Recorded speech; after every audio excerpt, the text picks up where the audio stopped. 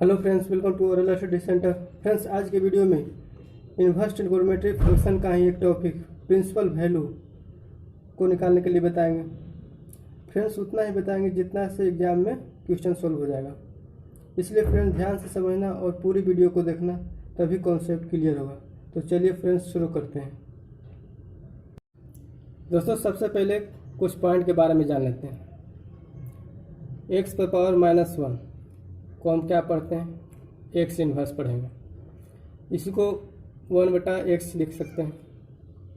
यदि x के जगह पर हम साइन लिख देंगे पर पावर -1, तो क्या इसको पढ़ेंगे? साइन इन्वर्स पढ़ेंगे। साइन इन्वर्स पढ़ेंगे। यदि इसी में हम x गुना कर दिए तो साइन इन्वर्स x हो जाएगा, और इसको हम जब बटा में लिखेंगे तो साइन x हो जाएगा, 1/sin x। अब अगला पॉइंट ध्यान रखना है कि प्रिंसिपल वैल्यू का रिजल्ट हमेशा पाई में देता है। प्रिंसिपल वैल्यू हमेशा पाई में होता है। यदि आपको 30 डिग्री को चेंज करने के लिए पाई में कहेगा, मतलब रेडियन में, तो कैसे करेंगे? तो 180 डिग्री में हम कितना से भाग देंगे कि 30 डिग्री आ जाएगा? तो 6 से भाग देंगे तो 30 डिग्री आ गया, मतलब 6 से भाग दें तो 180 डिग्री किसका? 180 डिग्री पाई का वैल्यू होता है, और बटा 6, मतलब 30 डिग्री का पाई में चेंज करेंगे तो पाई/6 हो जाएगा। यदि 45 डिग्री के बोलेगा तो पाई/4 हो जाएगा। पाई/4 हो जाएगा, क्योंकि गुना करेंगे तो देखो 45 × 4 180, और 180 पाई का वैल्यू होता है, तो बराबर दोनों आ गया, इसलिए पाई/4 हो गया। अब अगला पॉइंट ध्यान रखना है, इतना डाटा दिमाग में रखना है। प्रिंसिपल वैल्यू के लिए मोस्ट इम्पोर्टेंट ये डाटा है। तो साइन इन्वर्स -x बराबर होता है -sin inverse x, tan inverse -x बराबर होता है -tan inverse x, cosec inverse -x बराबर -cosec इन्वर्स x, और बाकी 3 और बच गया। cos इन्वर्स -x बराबर पाई -cos inverse x, cot inverse -x बराबर पाई -cot इन्वर्स x, और sec इन्वर्स -x बराबर पाई -sec इन्वर्स x। दोस्तों, यहाँ ध्यान रखना है कि साइन, टाइन और कोसेक का यदि फंक्शन नेगेटिव में दिया हो,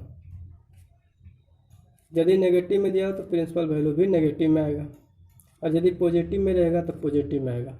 मतलब प्रिंसिपल वैल्यू पर कोई प्रभाव नहीं पड़ेगा, उसका रिजल्ट में कोई प्रभाव नहीं पड़ेगा। क्यों नहीं पड़ेगा? क्योंकि इसका रेंज -π/2 से π/2 के बीच में होता है। इसका रेंज -π/2 से π/2 के बीच में होता है, मतलब नेगेटिव से पॉजिटिव, नेगेटिव और पॉजिटिव दोनों होता है, इसीलिए इसका कोई प्रभाव नहीं पड़ेगा। लेकिन दोस्तों, कॉस, कॉट और सेक, कॉस, कॉट और सेक का यदि फंक्शन नेगेटिव में दिया हो, यदि फंक्शन नेगेटिव में दिया हो, तब पाई में हम घटाएंगे। क्यों घटाएंगे? क्योंकि इसका रेंज 0 से पाई के बीच में होता है, और 0 से पाई के बीच में सारा वैल्यू पॉजिटिव में होता है, इसलिए हम पॉजिटिव में लाने के लिए पाई में घटाते हैं। लेकिन इसका यदि पॉजिटिव में रहेगा, फंक्शन यदि पॉजिटिव में रहेगा, तो इसका भी कोई प्रभाव नहीं पड़ेगा, क्योंकि रेंज पॉजिटिव में ही है, इसलिए इसका कोई प्रभाव नहीं पड़ेगा। नेगेटिव में रहेगा तब यहाँ पाई से हम घटाएंगे। तो इतना दोस्तों क्लियर हो गया। उम्मीद करता हूँ इतना समझ में आ गया होगा। तो चलिए अब क्वेश्चन देखते हैं। दोस्तों, क्वेश्चन है find the principal value of cos inverse -1/2। दोस्तों, cos इन्वर्स -1/2 का प्रिंसिपल वैल्यू निकालने के लिए बोल रहा है। दोस्तों, इस क्वेश्चन को पूरे डिटेल से देखेंगे, और आगे के क्वेश्चन सब शॉर्ट में देखेंगे, इसलिए इसको ध्यान से समझना। तो सबसे पहले दोस्तों cos इन्वर्स -1/2 को कुछ मान लेते हैं। cos इन्वर्स -1/2 को कुछ मान लेते हैं, x y z कुछ भी मान लेते हैं, तो y मान लेते हैं। अब cos इन्वर्स को 1/cos लिख सकते हैं, बताए हैं, और -1/2 बराबर y हो गया। अब cos को y से गुना करेंगे तो cos y हो जाएगा, बराबर -1/2। अब cos का वैल्यू 1/2 कितने डिग्री पर होता है? तो cos 60 डिग्री का वैल्यू 1/2 होता है। इसलिए cos y बराबर हो जाएगा cos माइनस 60 डिग्री। अब 60 डिग्री को हम पाई में चेंज करेंगे, मतलब रेडियन में चेंज करेंगे। क्यों? क्योंकि प्रिंसिपल वैल्यू पाई में आता है, इसलिए cos y बराबर हो जाएगा cos माइनस पाई बटा 3 हो जाएगा। cos से cos कट गया, y बराबर क्या हो जाएगा माइनस पाई बटा 3।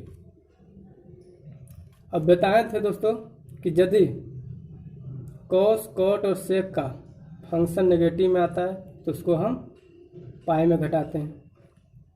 क्यों घटाते हैं? क्योंकि इसका रेंज 0 से पाई के बीच होता है और 0 से पाई के बीच सारा वैल्यू पॉजिटिव होता है, इसलिए हम पॉजिटिव में लाने के लिए पाई में घटाएंगे। तो इसको हम घटाएंगे, y बराबर पाई माइनस पाई बटा 3। तो 3 पाई में पाई गया 2 पाई बटा 3, मतलब principal value cos inverse minus 1/2 का कितना आ गया 2 पाई बटा 3। यही आंसर हो जाएगा। और यदि ये पॉजिटिव में रहता तो यही आंसर हो जाता। इसको हम पाई में नहीं घटाते क्योंकि 0 पाई के बीच के रेंज में ही रहता। तो समझ में आ गया। तो आगे देखते हैं दोस्तों। क्वेश्चन है find the principal value of sine inverse minus 1/√2। Sine inverse minus 1/√2 का प्रिंसिपल वैल्यू निकालना है। माइनस बाहर आ जाता है, माइनस साइन इनवर्स 1/√2 हो जाएगा। अब साइन का वैल्यू 1/√2 कितने डिग्री पर होता है? तो 45 डिग्री पर। तो 45 डिग्री को यदि हम रेडियन में चेंज करेंगे, मतलब पाई में लाएंगे, तो पाई बटा 4 हो जाएगा और माइनस पाई बटा 4 यही आंसर हो जाएगा।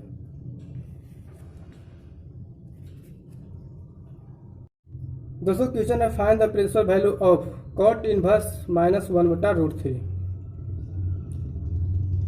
cot इनवर्स माइनस 1/√3 है। तो cot का वैल्यू 1/√3 कितने डिग्री पर होता है? तो cot 60 डिग्री पर होता है और 60 डिग्री का यदि हम पाई में चेंज करेंगे तो पाई बटा 3 हो जाएगा, पाई बटा 3। और माइनस में है तो माइनस पाई बटा 3 हो जाएगा। लेकिन बताया था क्या कि नेगेटिव में यदि आएगा तो उसको हम क्या करेंगे पाई में घटाएंगे, पाई माइनस पाई बटा 3 करेंगे तो 2 पाई बटा क्या आ जाएगा 3, यही होगा आंसर। दोस्तों क्वेश्चन है find the principal value of tan inverse 1/√3। tan inverse √3 का प्रिंसिपल वैल्यू निकालना है।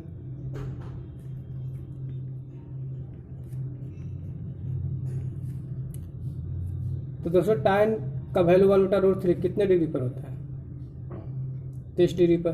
और 30 डिग्री को यदि पाई में चेंज करेंगे तो पाई बटा 6 हो जाएगा, यही हो जाएगा आंसर। क्वेश्चन है find the principal value of sec inverse 2/√3। Sec inverse 2/√3 का प्रिंसिपल वैल्यू क्या होगा? तो दोस्तों सेक का वैल्यू 2/√3 कितने डिग्री पर होता है? 30 डिग्री पर होता है। और 30 डिग्री को यदि हम पाई में चेंज करेंगे तो पाई बटा 6 हो जाएगा। तो इसका आंसर हो जाएगा पाई बटा 6।